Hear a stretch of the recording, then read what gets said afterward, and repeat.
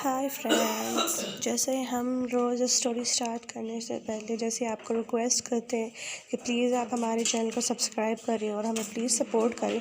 Subscribe के बाद please bell icon को ज़रूर क्लिक कीजिएगा ताकि हम वीडियो अपलोड करें और नोटिफिकेशन आपके पास पहुंच जाए।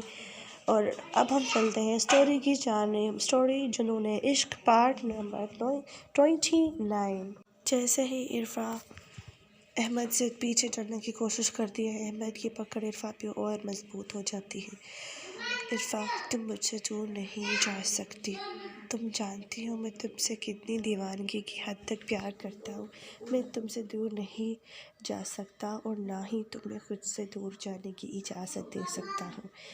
इरफा, अहमद, पहले ही तुम मुझसे मेरी ज़िंदगी की तमाम तर खुशियाँ और मेरे अपने छीन चुके हो और अब मुझ में भी जितनी हिम्मत है ना, मैं तुम्हें उतना पीछे धकेलने के लिए तैयार हूँ। इरफा, तुम मेरे मोहब्बत और खुलूस को नहीं ठुकरा सकती हो। अहमद, ये मोहब्बत और खुलूस, मोहब्बत तो ठीक है लेकिन खुलूस कहाँ है। जब इंसान किसी से मोहब्बत और खुलूस करता है ना तो वो कभी किसी को जलील और रुसवा नहीं करता। लेकिन तुम्हारी ऐसी मोहब्बत है कि तुमने मुझे सबके सामने जलील और रुसवा कर दिया। अहमद, तुम्हें पता है कि मैं अपनी फैमिली के बिना नहीं जी सकती थी और तुमने मुझे मेरी फैमिली की नज़रों में ये गिरा दिया। मेरी फैमिली ने अब ज़िंदगी पर सर उठा के नहीं जी सकती और बिकॉज ऑफ यू मैंने अपना सब कुछ खो दिया और खुशी से मैं तुम्हें भी नहीं रहने दूँगी। तुमने मुझे हासिल करने के लिए इतना सब कुछ किया है ना, देखना तुम मुझे हासिल करने के बाद भी मुझे कभी भी अपना नहीं पाओगे और अगर कोशिश की भी तो मैं ऐसा होने ही नहीं दूँगी। तुमने अभी तक डरती हुई रोती हुई इरफा देखी हो, अभी तक तुमने इरफा की नफरत नहीं दी। इरफा, मैं तुम्हारा गुस्सा तो बर्दाश्त कर सकता हूँ पर तुम्हारी खुद के लिए अपने लिए नफरत नहीं सह सकता। प्लीज़ इरफा, तुम मुझे इतनी बड़ी सज़ा नहीं दे सकती। तुम मेरे साथ इतना बुरा कर सकती हो अहमद, और मैं अगर तुमसे ये नफ़रत की बात भी कह दूँ तो तुम्हें तकलीफ़ होती है। सोचो ज़रा, मेरी फैमिली की नज़रों में जो मैं गिर गई हूँ उसके बारे में क्या ख्याल है तुम्हारा। तुम्हारे रोने से, तुम्हारे ये सब कुछ मोहब्बत के दावे करने से क्या मेरी फैमिली वाले पहले से जैसे हो जाएंगे जैसे वो पहले थे। और उन सब का भी छोड़ो, क्या तुम ऐसे खुश रह पाओगे। एक बात हमेशा याद रखना, जब इंसान मोहब्बत और खुलूस सिर्फ दिखाता है और दिखावा करता है ना, वो कभी खुश नहीं रह सकता। अहमद ये सब देखकर अंदर से टूट सा जाता है। इरफा ये देखती है कि उसके पैरों से अहमद ने मालिश तो कर दी है, तो अब वो बेड पे बैठ जाती है अपने पाँव पर करके। और फिर जब अहमद ऐसे खड़ा हो जाता है, उसके पाँव में कांच चुभा हुआ होता है, तो इरफा उसका हाथ पकड़ के उसे बेड पे बिठा देती है और उसे कहती है कि अपने पाँव बेड पे रखो। तो अहमद कहता है कि तुम मुझसे नफ़रत भी करती हो और तुम मेरी तकलीफ़ भी नहीं देख सकती। हाँ अहमद, क्योंकि तुम मोहब्बत करके मुझे तकलीफ़ दे सकती हो, मैं तुमसे नफ़रत करके भी तुम्हें तकलीफ़ नहीं दे सकती। क्योंकि मर्द तो सख्त हो सकता है ना, वो तो दूसरों को तकलीफ़ दे सकते हैं ना, पर औरत के दिल में एक ममता होती है जो वो कभी किसी को दुख में नहीं देख सकती।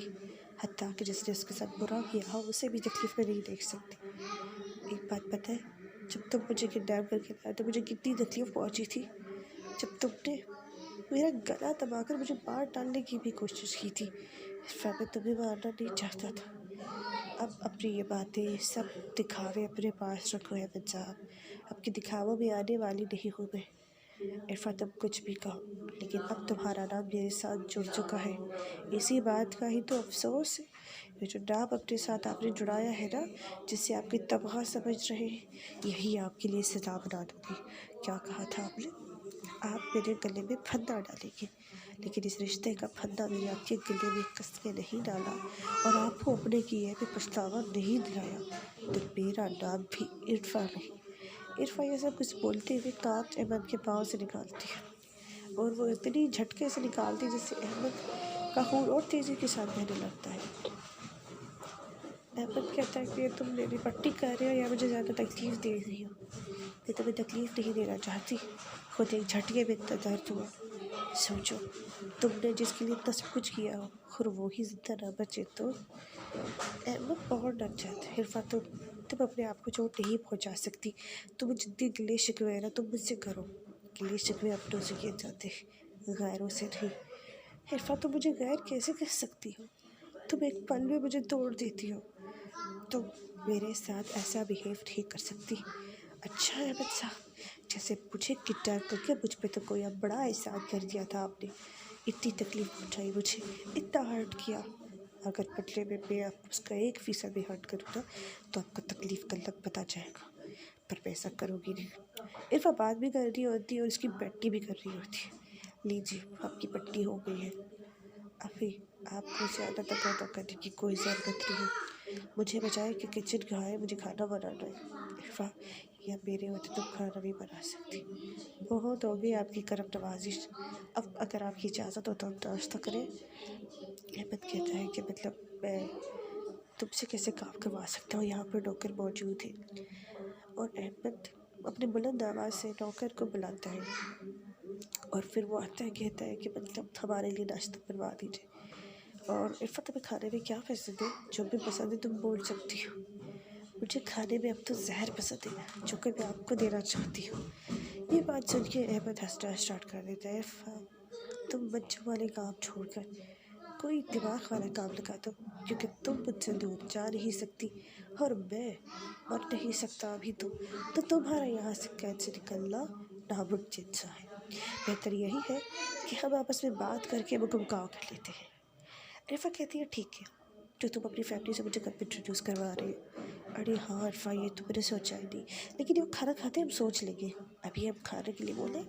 और तुम्हें खाने में क्या पसंद है? मुझे अम्मी के बने पराठे पसंद है। सॉरी इरफ़ा, इस वक्त तो अम्मी के बने पराठे तो अवेलेबल नहीं है, हत्ता कि तुम चाहो तो मतलब ये कि तुम मेरे साथ मेरा बना हुआ नाश्ता भी इंजॉय कर सकती हो, मतलब अंडा पराठा और चाय। मुझे पसंद नहीं है नाश्ता ये। कोई बात नहीं इरफ़ा, धीरे धीरे तुम्हारी पसंद भी तब्दील हो जाएगी। और हाँ, मुझे बहुत डर लग गया था कि रात तुम बेहोश हो गई थी, फिर पता चला तुम बेहोश नहीं हुई थी, तुम्हें तो नींद आ गई थी। वो इतना सब कुछ हुआ था, तुम बहुत ज़्यादा थक गई थी इरफ़ा तो। और इरफ़ा जब देखती है कि अब घड़ी पे 8 बज चुके हैं तो इरफ़ा उठती है और इरफ़ा अहमद को कहती है कि अहमद, मुझे ड्रेस चेंज करना है, कपड़े। ओह सॉरी सॉरी, इतना जब सब कुछ हो गया था ना तो मैंने तो कपड़ों का इंतज़ाम करना ही मैं भूल गया। कोई बात नहीं, आज कुछ सोचते हैं, एक काम करते हैं, यहाँ कपबोर्ड पे चेक करो, कोई ड्रेस व्रेस लड़की की हो तो। ड्रेस, वो भी लड़की की? अच्छा, तो तुम्हें जेलसी फील हो रही है?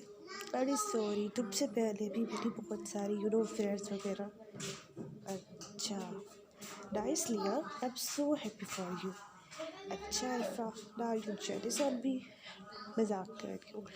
इधर इरफ़ा के जो फैमिली वाले होते हैं वो काफ़ी ज़्यादा अब रिलैक्स फील कर रहे होते हैं, क्योंकि इरफ़ा की जो बुआ होती है वो सबको यही बताती है कि अहमद इरफ़ा दोनों अपने घर चले गए हैं। और इतने में अहमद साहब की अम्मू की कॉल आती है नोमान के फ़ोन पर, और वो कॉल करके पूछते हैं कि मिस इरफ़ा कब ज्वाइन कर सकती है ऑफ़िस, और वो ऑफ़िस आएगी या नहीं आएगी। सर, इरफ़ा तो ऑफ़िस नहीं आ सकती क्योंकि उसकी तो शादी हो गई है। अच्छा Noman, mister Noman, congratulations. Sir आपको नहीं पता? क्या नहीं पता बेटा? ये कि आपके बेटे के साथ इरफ़ा की शादी हुई। व्हाट? इरफ़ा की शादी मेरे बेटे? हाँ, यानी अहमद के साथ, अहमद टेक्सटाइल की मालिक अहमद के साथ शादी हुई है इरफ़ा की। पर बेटा इस बारे में मुझे तो कुछ नहीं पता। अहमद तो यहाँ पे। ठीक है बेटा, मैं आपसे बाद में बात करता हूँ। अहमद का अब्बू को जब ये सब पता चलता है उनको काफ़ी शौक लगता है, और फिर अहमद के अब्बू अहमद को कॉल करते हैं। और जैसे ही अहमद का फ़ोन बजता है वो देखता है कि ओ माय गॉश, इरफ़ा पे क्या करूँ। वो पागलों की तरह अपने बालों को खींचना स्टार्ट कर देता है, क्योंकि अब उसे समझ में नहीं आ रहा होता कि उसके अब्बू को कैसे और क्या पता चल गया। इरफ़ा पे कैसे अपने अब्बू का सामना करूँगा। अच्छा, जैसे पहले किया था, कॉल पिक करो और स्पीकर पे लगाओ। जैसे ही अहमद कॉल पिक करके इरफ़ा के गले पे स्पीकर पे लगाता है, वैसे ही अहमद, तुम कहाँ हो? मुझे तुमसे कुछ बात करनी है बेटा। पापा मैं वो बेटा तुम घर आ रहे हो या मैं आ जाऊँ वापस? बाबा आपको कैसे पता चला? अहमद, मैं तुम्हारा बाबा हूँ, तुम मेरे बाबा नहीं हो। मैं जो बोल रहा हूँ उत्तर करो। क्या इरफ़ा तुम्हारे साथ है? वो जो बोल रहा हो हाँ या ना में जवाब देना है अहमद, हाँ या ना। अहमद डरते डरते अपने अब्बू को हाँ बोल देता है। उसके अब्बू कहते हैं कि बेटा मैं तुम्हारा इंतज़ार कर रहा हूँ, अभी 8 बजे है, 10:30 बजे तुम मुझे घर पे चाहिए, ठीक है, मैं घर में हॉल में वेट कर रहा हूँ तुम्हारा, सही है, तुम इरफा को अपने साथ लेके आ जाना। अभी ये बात इरफा सोच रही होती कि पता नहीं क्या रिएक्ट होगा। अहमद बहुत ज़्यादा डर जाते हैं और इरफा को हाथ पकड़ के उसे बोलने लगते हैं और पता नहीं क्यों वो बहुत ज़्यादा डर जाता है अपने अब्बा की ये सारी बातें सुन के। इरफा तुम्हें पता है मुझे बहुत डर लगता है अपने पापा से, वो बहुत ज़्यादा हकलाने लगता है। बचपन में जब मैं अच्छे मार्क्स से पास नहीं होता था तो वो मुझे बेल्ट के साथ मारते थे, बहुत मारते थे इरफा, बहुत तकलीफ़ होती थी मुझे। अब अगर पापा मुझे मारेंगे तो मैं कहाँ जाऊँगा, अम्मी भी और दादी भी मुझे नहीं बचाएंगी। इरफा रोना स्टार्ट कर देता है और इरफा को चिपक जाता है। इरफा को बस तुम छोटे बच्चे थोड़ी ना हो, और इतना बड़ा कदम उठाने से पहले तुमने तक तो नहीं सोचा, अब क्यों सोच रहे हो, जो होगा देखा जाएगा।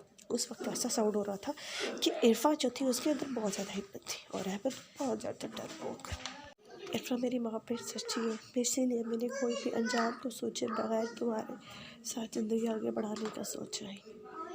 इरफा काफ़ी बेजार हो जाती है अहमद के इस रवैये से, क्योंकि उसे अहमद समझ में ही नहीं आ रहा। कभी वो बच्चों की तरह रोना स्टार्ट कर देता है तो कभी वो इतना ज़्यादा डोमिनेटिंग हो जाता है कि इरफा को खुद डर लगता है कि पता नहीं इसके सामने जो शख्स खड़ा है वो अहमद साहब है या उसके भेस में कोई और।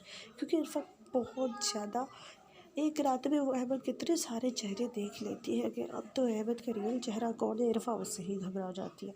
इतने में इनका नाश्ता बने याद आता है और खाना नहीं खा रहा होते। अहमद प्लीज़ बच्चों की तरह ज़िद नहीं करो, खाना खाओ नहीं तो मुझे तुम्हें ज़बरदस्ती खाना खिलाना पड़ेगा। इरफा इरफा पापा मेरे साथ कैसा सलूक करेंगे, मैं बहुत ज़्यादा डर गया हूँ। अच्छा पहले खाना खाओ, अगर तुम खाना नहीं खाना चाहते तो तुम मत खाओ मेरी बला से, मैं खुद तो खाना खाऊँगी। इस पर कुछ चादर पहन कर डरना स्टार्ट कर देता है। वो बहुत ज़्यादा ऐसे साउंड कर रहा होता है कि जैसे कि उसे बहुत ज़्यादा डर लग रहा है। इरफा ये सारे अजीब रवैये देख कर उसे काफ़ी ज़्यादा गुस्सा चढ़ा हुआ होता है। वो खाना खा लेती है क्योंकि रात भी बेचारी ने ठीक से खाना नहीं खाया होता। वो कहती है अब जो होगा सो होगा, अब मैं खाना खा लेती हूँ पहले ठीक से, लेकिन मैं तो कुछ सर्वाइव कर पाऊँ। जैसे ही वो खाना खा के प्लेट्स वापस रखने जा रही होती है मैं तो उसका हाथ पकड़ लेती। इरफा तो मुझे छोड़ के नहीं जा सकती। अहमद मैं सिर्फ किचन में बर्तन रखने जा रही हूँ तो तुमने सारा खाना खा लिया, मुझे बनाया भी नहीं, मुझे खाना भी नहीं खिलाया, सारा खुद खा गई मोटी। अच्छा मैं मोटी हूँ? अहमद प्यार से बोल रही, मेरा हाथ छोड़ दो, प्यार से बोलोगी तो जान भी देने के लिए तैयार हूँ, पर हाथ नहीं छोड़ सकता मैं तुम्हारा। अच्छा तो चलो मेरे साथ किचन में बर्तन रखने के लिए। अच्छा मैं ही क्यों जाऊँ, तुम ही रख के आ जाओ, हम दोनों को भी कहीं जाने की ज़रूरत नहीं है, ये नौकर किस दिन काम आएंगे। अहमद तुम लोगों के साथ ऐसे बिहेव करते हो तो किस तरह बिहेव करो। वैसे भी अहमद टेक्सटाइल का मालिक हूँ, मैं थोड़ी तो बॉसगिरी होनी चाहिए, तुम्हारी वजह से सब मेरी इज्जत का कचरा कर देते। अहमद मुझसे ज़्यादा फ्री होने की कोशिश मत करिए और मेरा ये हाथ छोड़े, नहीं तो ये हाथ छुड़वाना भी अच्छे से जानती हूँ। अच्छा मेरे से इतनी बड़ी शर्त लगा रही हो, हाथ छुड़वा के दिखाओगी, तुम अगर अपना हाथ काट दो तो काट दो, वैसे तो हाथ छुड़वा नहीं सकती हो इरफा, बाकी तुम अपना सोच रखते तो मेरा हाथ काटने का सोच रहे हो। मैं हाथ क्या, मैं तो गला भी काट सकता हूँ, तुम्हारे इरादे मुझे यही लगती है। इरफा फिर चाकू उठाती है और वो चाकू सीधा अहमद को दिखाती है और कहती है कि अगर तुमने मेरा तो सेकंड टाइम हाथ नहीं अभी ये छोड़ा तो मैं तुम्हारा हाथ ही काट दूँगी, धमकी मैं दूँ और हाथ काट दूँगी तो मेरा ऐसा हो ही नहीं सकता। इत्फा उसे चाकू लगा ही देती है और फिर उसके बाद तुमने तो सच में चाकू मार दिया, वो भी मुझे, अपनी हबी को। इरफा तुम ऐसा कैसे कर सकती हो। इरफा सच ही अहमद को चाकू लगा देती और फिर इरफा ये सारी उसका खून बहते देख कर इरफा खुद बहुत डर जाती है। अहमद सॉरी सॉरी, मैं तो तुम्हें बस दिखा रही थी, डराने की कोशिश करी थी, मुझे नहीं पता था कि कब मुझसे ये हो जाएगा, मैं यानी सॉरी, मैंने तो सच में सीरियसली तुम्हें मारने की कोशिश नहीं की थी। अहमद को फिर ये पता चल जाती है कि जो ये डरपोक दिखती है वैसी वो डरपोक है बिल्कुल भी नहीं। और फिर अहमद तो खुद ही डरने लगता है इससे। इरफा जब अहमद के हाथ की पट्टी करने लगती है तो अहमद उसके और भी बहुत ज़्यादा करीब आ जाता है। वो कहता है कि अब बताओ, अब कैसा फील कर रही है इरफा। और अचानक वो अहमद को अपने पास रखना देख के वो काफ़ी ज़्यादा डर जाती है। उसे बहुत डर लग रहा है। अहमद तो मुझसे दूर ही रहो, दूर रहना तो अब मुमकिन नहीं है इरफा। उसे फिर अपने फ़ोन पे बहुत ज़्यादा मैसेजेस आ रहे होते हैं। पता नहीं कब तक लोग हम दोनों प्यार करने वालों को एक साथ रहने देंगे भी कि नहीं। और इरफा पट्टी किए बगैर ही वहाँ से चली जाती है, क्योंकि उस पर ही वो अपनी आफियत समझती है, क्योंकि उसे अहमद के इरादे कुछ नेक या फिर ठीक नहीं लगते। उसके बाद इरफा किचन पे जब बर्तन रखती है तो वो उस काम वाले से पूछती है कि मतलब अहमद साहब हमेशा यहाँ आते थे। तो वो बोलते थे हाँ हाँ हमेशा अहमद साहब यहाँ आते थे और नई नई लड़कियों को अपने साथ लाते थे। उनकी बहुत सारी फ्रेंड्स हुआ करती थी यूनिवर्सिटी की, और वो यहाँ पार्टीज़ किया करते थे। और अहमद के 4 दोस्त और थे, एक का नाम पूछने ही लग जाती है। तो इरफा को देखते हुए ये सवाल जवाब अहमद भी वहाँ पहुँच जाते हैं। अच्छा इरफा, यहाँ तुम मेरे पास्ट के बारे में चीज़ें जानने आई हो? अरे वो जानना है तो घर चलो, तुम्हें सब कुछ बता देता हूँ। Past, present and future. Future में हमारे छोटे छोटे बच्चे होंगे। इरफा ये सारी बातें जब सुनती है तो उसे गुस्सा चढ़ा। अहमद, मुझे रेडी होना है। तुमने कहा था कि कपड़े कहीं होंगे, कपड़े नहीं मिल रहे मुझे। अच्छा, लेकिन मैंने तो सुना नहीं कि तुम कपड़ों के बारे में इतनी टेंस हो। तुम्हें तो मेरा पास्ट जानना था ना। तो चलो मैं तुम्हें एक एक करके अपनी सारे पास्ट की कॉन्फ्रेंस के बारे में बताता हूँ। और ये बात सुन के इरफा को काफ़ी गुस्सा आता है। वो जाते जाते उसको पाँव में चोट लगा के जाती है। उसके पैर पर अपना पैर रख कर फिर अपने पूरा वज़न उस पैर पर डाल के जाती है। कमबख्त लड़की, तुमने तो मेरा पैर तोड़ने का और मुझे मारने की तो कसम ही खा रखी है। अब मैं कमबख्त हो गई हूँ। हाँ हाँ, सही बोल रही हो। किसी दिन मेरे हाथों कत्ल हो जाओगे तुम। तुम्हारे इश्क ने और तुम्हारी आंखों ने तो पहले ही कत्ल कर दिया डार्लिंग। और अगर तुम मेरा कत्ल कर भी दोगे तो मेरा कत्ल तुम पे माफ़। ऐसा कहती है दी पलासी। हाओ सो अग्रेसिव यू ना। पता नहीं तुम इतनी ज़्यादा रोमांटिक क्यों नहीं हो। मेरी ज़िंदगी में कभी तुम्हारे जैसी रोमांटिक लड़की नहीं देखी। कॉलेज में और यूनिवर्सिटी में तो मुझ पे इतने लोग मरते थे, मतलब लड़के। इरफा उसे डराना शुरू कर। इरफा की मर्जी, मैं तुम्हें बाद में देख लूँगा, अभी तो आप अपना सोचिए अहमद साहब। हमें घर जाना है ना, क्या? और मुझे अच्छे से कोई ड्रेस नहीं मिल रही, ऐसे कपड़ों में मैं जाऊँगी घर? हाँ, ससुराल जाओगी तो अच्छे कपड़े पहन कर ही जाओगी ना। अच्छा, कोई ड्रेस ऑर्डर करवा लेती, उसको आने में तो काफ़ी टाइम लग जाएगा ना। कोई बात नहीं, यहाँ मेरे काफ़ी सारे कपड़े पड़े, उनमें से कोई एक कपड़ा या कोई सूट देखना और पहन लेना। अहमद, तुम्हारा दिमाग चल गया है क्या? मैं लड़कों के कपड़े पहनूंगी? जो तुमने ज़िंदगी भर मैंने नहीं किया वो भी अब करोगी?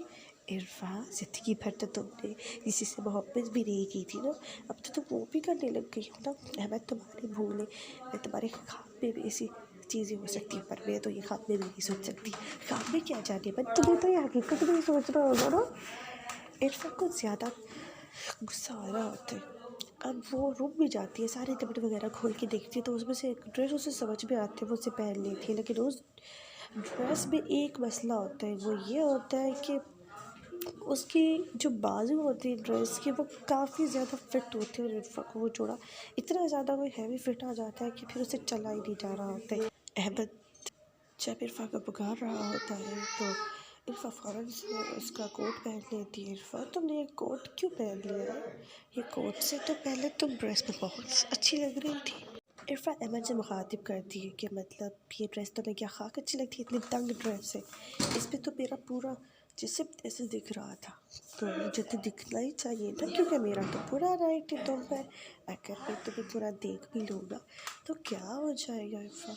इस कोट को ना यहाँ से हटा लो, जस्ट बिकॉज मैं तुम्हें देखना चाहता हूँ इस जोड़े में। इरफा, अहमद, तुम्हें शर्म नहीं आती? या रोमांस में भी शर्म करूँगा तो रोमांस कब करूँगा मैं? मुझे तुम्हें ये कहना है कि तुम्हें भी इरफा, तुम्हें भी शर्म नहीं करनी चाहिए, मेरे साथ रोमांस में मेरा साथ देना चाहिए।